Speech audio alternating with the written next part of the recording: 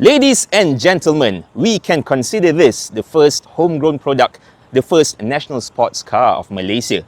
With a limited production run of 150 units back in the year 2004 and the pioneer product of race, rally and research R3 of Proton, this is the Proton Satria R3.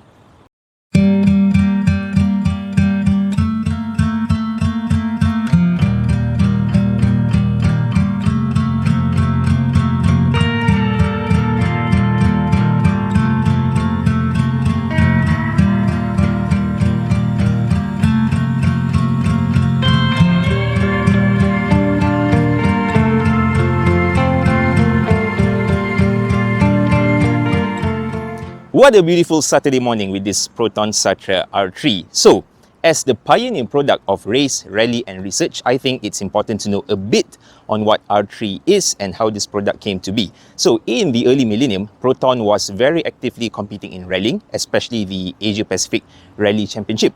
And this is where and when they started to develop their expertise in car tuning. R3 was founded in the year 2003 and they had decided to develop their first car. And naturally, it had to be a short wheelbase car. That is where we had the Proton Satria at that time, and this car came into existence. Now, when you think about the Proton Satria R3, I can sum it up first and foremost in 3 words: louder, lighter, and more agile. Let's have a very brief walkthrough before we go into the details of the car. So the car is very bespoke looking. It has its own identity, red and black. You would not mistaken it for any other model if you see it on the road. Very unique looking wheels, and moving to the front, it has this black garang punya muka, complete with the splitter and all that. The paint job on this car is very pristine. Of course, a bit of wear and tear and all that because the owner takes it out for driving, which is how it is supposed to be. So here's a very brief walkthrough before we go into the details of the Proton Satria R3. The biggest wow factor of the Satria R3 is that the chassis is double spot welded. As you can see, we have double the number of spot welds on important reinforcement points of the chassis. So this alone is worth the performance pedigree and stature in the local car industry. Just look at that. So there is no way that you can replicate a Satria R3 or convert it fully, because you also need to, in a way, replicate these spot welds as well. The Proton Satria R3 is powered by the familiar Mitsubishi 4G93P engine, which you also find in the Proton Putra, Satria GTI and also the Wira Tianggul model. However, though it's the same engine, in this Satria R3, the bore has been increased by 1 mm. The Satria GTI had an 81mm bore and this one has 82mm. And as you can see, there is a plaque on the engine that says R3 Stage 1. From reliable sources which I have received, Stage 1 constitutes weight reduction and handling, mostly lah.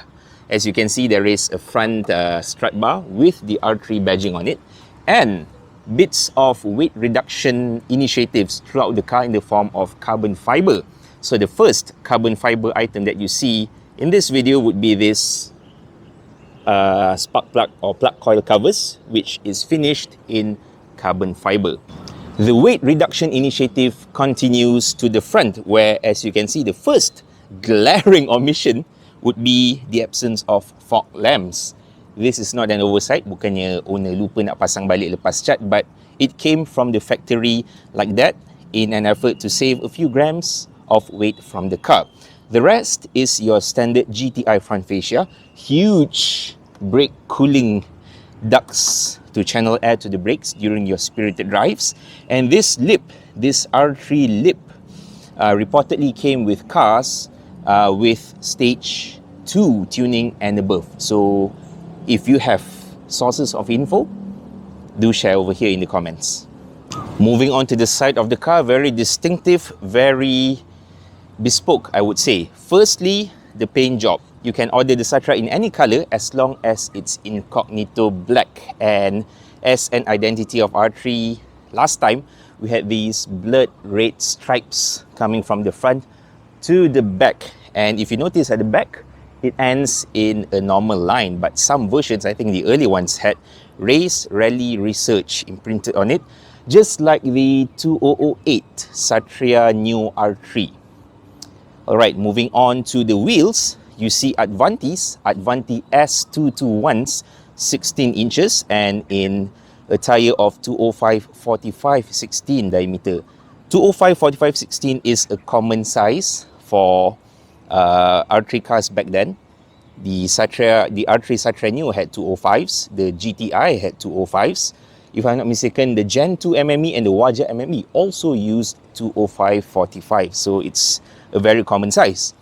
Looking past the spokes deeper into the wheel well, you see slotted and drilled disc brake rotos from DBA, Disc Brake Australia, and with Mintex M1144 brake pads that can withstand high temperatures. And while we're on the subject, you would notice that the Satria R3 sits lower on all four corners as compared to normal Satrias. This is because it has special springs and dampers built for this car. And if you look at the brochure, it says the Satria R3 has a revised static ride height. That is a very beautiful marketing sentence which translates true to life, because if you try to put your finger in, tak berapa nak lepas. So maybe I should try this with a pen. The Satria R3 sits low and is as low as one Pilot 1.0 gel pen. Interesting. So this lends a more dynamic, a more neutral cornering behavior when you drive it fast. And this is all the purpose of the Satria R3. Moving on to the back, it's your normal plate atas Satria business going all about it. One of the unique things of the Satria plate atas is, of course, these plate lights which come from below and shining up instead of the usual position up and shining down below. And at the back, you can see that there is a single exit R3 exhaust. In the Satria GTI, it came with two exits, but in the Satria R3, only one, in, again, an effort to save weight and to reduce unsprung weight borne by this car. Moving up, you see a carbon fiber spoiler. This is the barang paling panas on the Satria R3, because never mind about the whole car, but if thieves don't have time or are on the clock, they will just yank off your spoiler and sell it for a handsome profit on the market. So that carbon fiber spoiler is really, really the bee's knees, even today. Moving inside, the Proton Satria R3 conveys its racy and sporty intentions by, well, you can see it for yourself. I don't have to say too much. Firstly, everyone knows that the color red adds 5 horsepower on each panel. So as you can see, it has red accents throughout on the door card, especially on the seats and whatnot. Okay, let's go from the top to bottom. First and foremost, once you get in, your butt will be sunken into this Recaro SR4 semi-bucket seats. As you can see, bolstering is really, really firm, holding your thigh, holding your love handles and your shoulders as you corner through curvy roads. Then your hands will feel the little diameter of this Momo tuner steering wheel. As you can see, the owner has really, really used this car on his weekend drives till the extent that the leather has worn off. Of course, he's going to replace with the new one and simpan the old one lah. Then moving towards the meter cluster, this really looks like a Proton Putra meter cluster. It has orange backlighting. Why orange? Even BMW used orange back in the day in the E90 models and whatnot, because orange reduces eye strain and fatigue as you drive at night. If you look at the meter cluster and look back up to the road, your eyes would not take too much time to adjust to the different lighting conditions. So this is your standard meter, and as you can see, 260 kilometers top speed meter. Chun.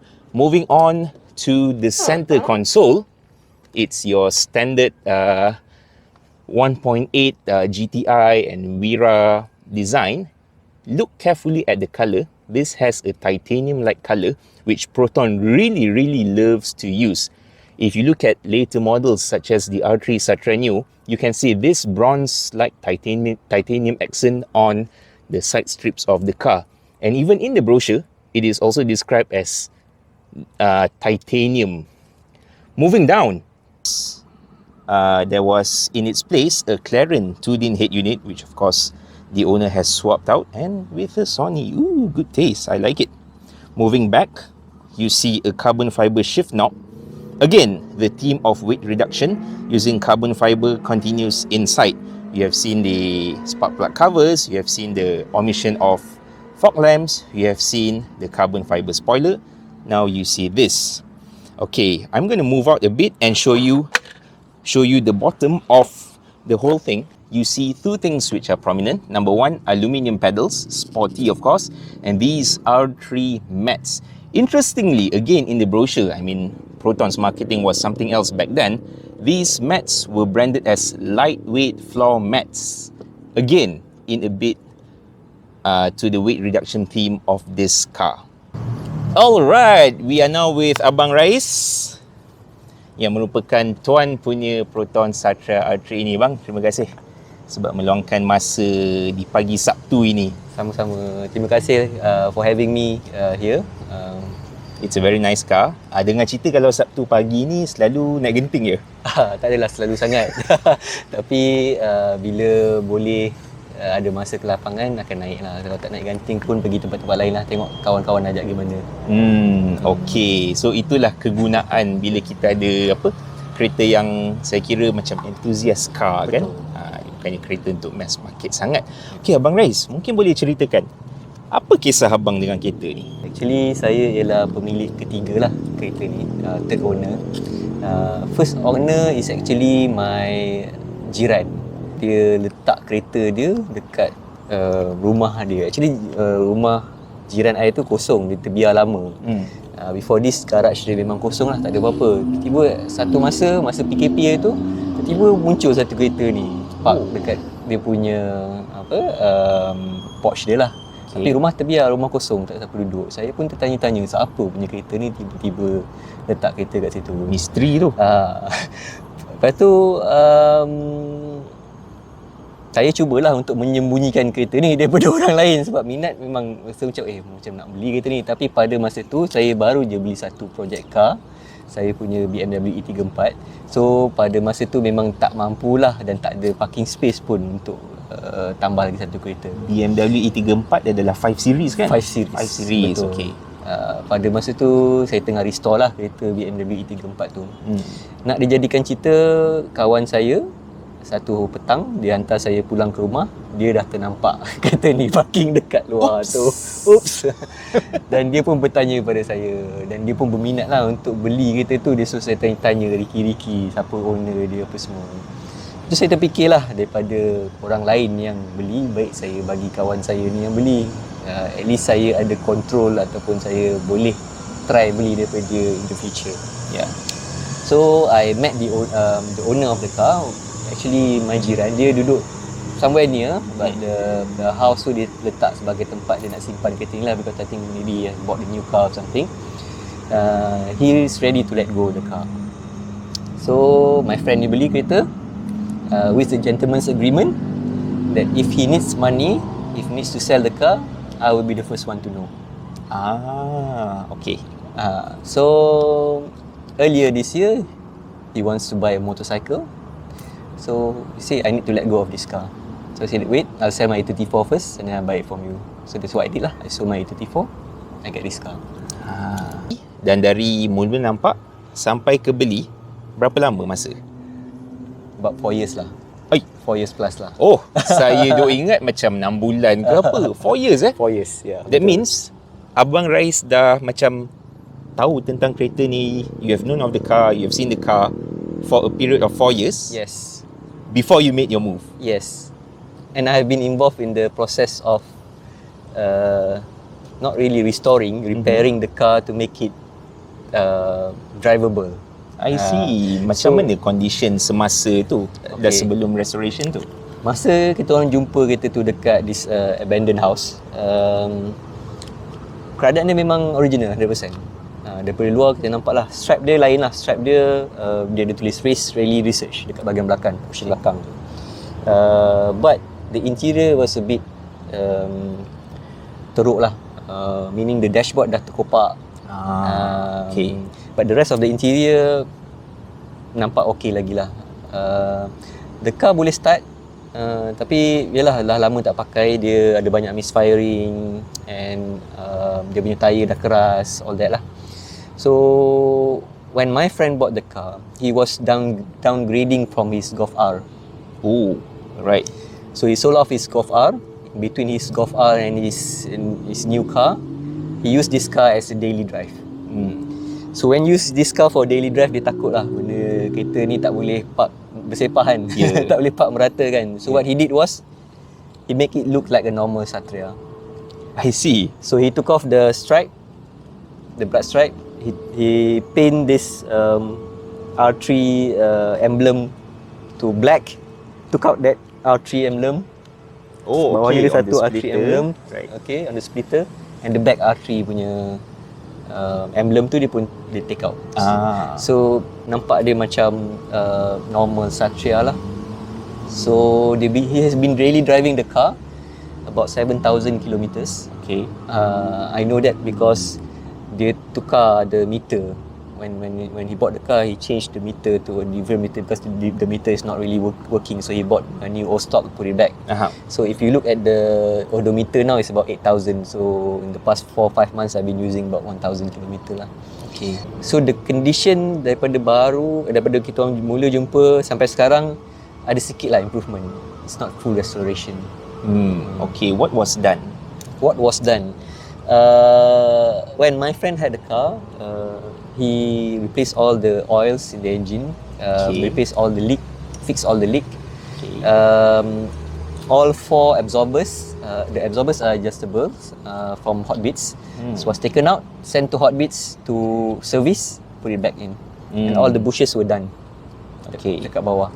So bawa memang ngamah. Kejap, tegap dan padu. I see. The rest, cosmetic wise, I think he painted 1 layer of paint on top of the original paint, because the original paint memang dah kusam, I think maybe sunburn. And I just put the blood stripe lah. Oh, that's it really. Okay, so maksudnya masa kawan abang disguise his car, it was still black? It's still black. It's still black. Okay. It's black. It's not. It doesn't look like R3 from the outside. I see. I suppose this is not your daily driver lah. No, it's not my daily driver. It's Too dangerous. too dangerous to daily drive. Too dangerous. Motor langgar, orang langgar, or you park somewhere, suddenly when you come back, just the track yang ada. Yeah, that's bound to happen, especially with that carbon fiber spoiler kan. And tu orang just yank it off and run away macam tu saja. Yes. Actually, the carbon fiber at the back tu, it's not original. The original one is in my house. Smart move. So if you want to take that one, go ahead and take it. But even though he says you can take it, don't lah. Don't lah. Far lah. Future plans for the car? I'm gonna enjoy the car. So as long as the car is mechanically sound, just guna lah. I might restore the car full in the future, but at the moment I just want to enjoy the car first. Because once you restore the car, bila you nak bawa tu you rasa malas sebab you risau batu melayang kena stone chip, and then the interior you selalu bawa dia akan koyak balik. When the time come, then we restore the car, put it at home, covered with blanket.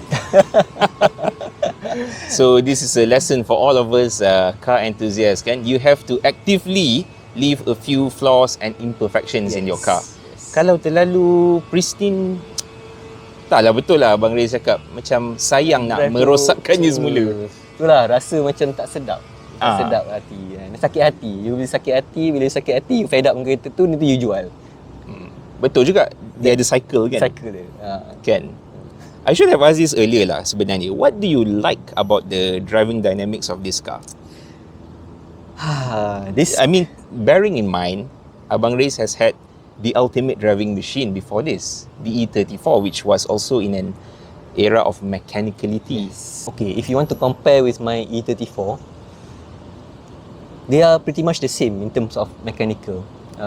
When you drive the car, you can feel the rawness of the car. You can feel the road. You Okay. can feel the road. You are not isolated You're from not the isolated. sensations. Yes, and you're in control of everything. Nowadays, the cars drives you. Yeah. Yeah. But this generations, you are in control of everything in the car. So meaning that if you want to take corner, how much you pushing the steering, that much yang dia pergi. Kadang-kadang kalau kereta baru, bila you pusing sikit pun dia dah macam ada assisted. So macam tak shock. But this generation very nice. The rawness of the driving punya feeling tu lah, the driving dynamics tu. Compared to the A34, A34 is a heavy car. It's a 5 series, very heavy. Engine is okay, quite powerful, but doesn't take corners perfectly. I mean, dia ada berat kan? Bila berat. It's still made for luxury and comfort. Yes, it's more comfort than luxury. It's 5 series. 3 series maybe a bit different, but 5 series a bit more for luxury and comfort. But this car, it's lightweight. That's the most important thing. Yep. And it's very low. Take corners perfectly. For this car, masa mula-mula I dapat lah, Gear 1, Gear 2 dah 100 km sejam. Ui. Wow. Sebab ringan. Ringan. Yes. And it's like high revving kan? High It's happy revving. to rev. It's happy to rev. Bawa je lah. Bawa je lah. I pun terkejut. I macam baru Gear 2 ni betul ke? Rosak ke meter ni? And then I have to double check with my GPS. Okay. Yeah. So it doesn't feel like bogged down by the gearing kan? No.